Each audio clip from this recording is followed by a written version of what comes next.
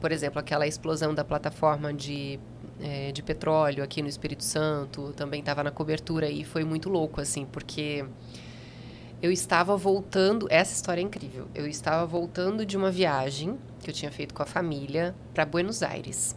Uma viagem que a gente já tinha agendado há muito tempo, com os meus pais, meus sogros, meu marido.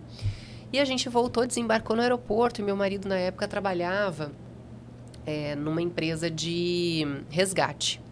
E essa empresa de resgate fazia o atendimento àquela plataforma de petróleo. Então, quando a gente pousou, ele recebeu uma mensagem: estamos precisando de você. E aí ele, o que está acontecendo? Foi atrás, me falou. Eu liguei pro meu chefe, falei assim, ó, eu sei que eu tô de folga, tô voltando de viagem ainda, mas eu tô aqui no aeroporto, que meu marido vai trabalhar e eu posso ajudar de qualquer forma. Não sei se tem algum repórter aqui já. Ele falou, tem um repórter aí, mas ótimo, beleza, fica aí. Só que eu tinha vindo pra cá uns 6 meses, mais ou menos, e não estava entrando muito no ar na época. Ia começar a apresentar o Bom Dia Espírito Santo. E aí, eu lembro que como eu trabalhei 10 anos lá no Paraná na Globo, depois eu fui para a Band, então eu saí 2 anos do ar da Globo, digamos assim, né? Então, quando eu voltei, eu fiquei todo esse tempo fora.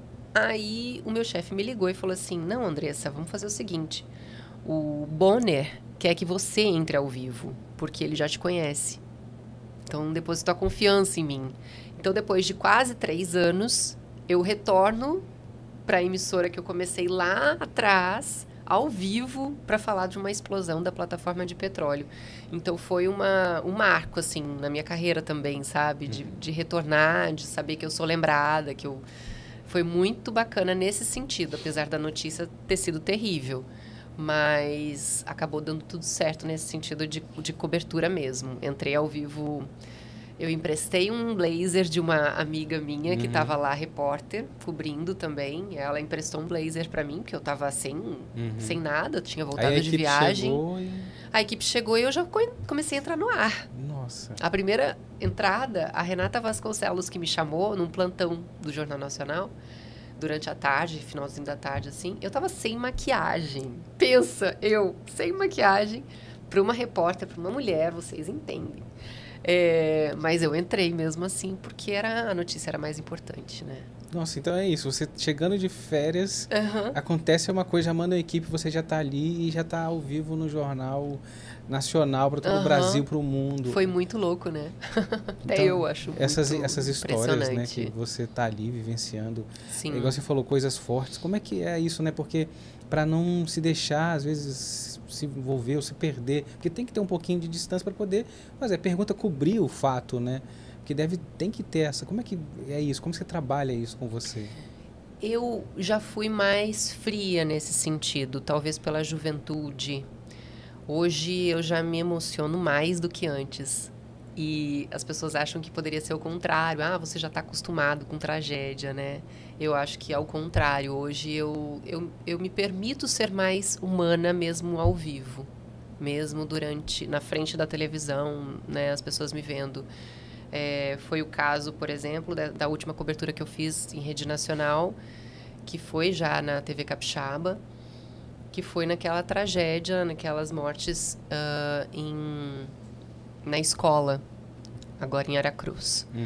Então, eu fiquei ao vivo com o Datena a tarde toda. Foram quase 3 horas de cobertura. Nossa. Que eu fiquei dentro da redação, mas passando todas as atualizações e o Datena o tempo todo me chamando, né? E não é uma coisa mais que eu esconda, sabe? Antes eu procurava ser super forte, mas hoje não. Hoje, se vier emoção, vem. Porque eu acho que a gente é humano. E, acima de tudo, a gente pode se emocionar. É o contrário do que eu ouvi durante a faculdade. Que a gente tem que ser fria, que a gente tem que estar para fora. É claro que, muitas vezes, a gente tem que ser forte naquele momento para conseguir escrever um texto, para conseguir entrar e passar informação, que é o mais importante.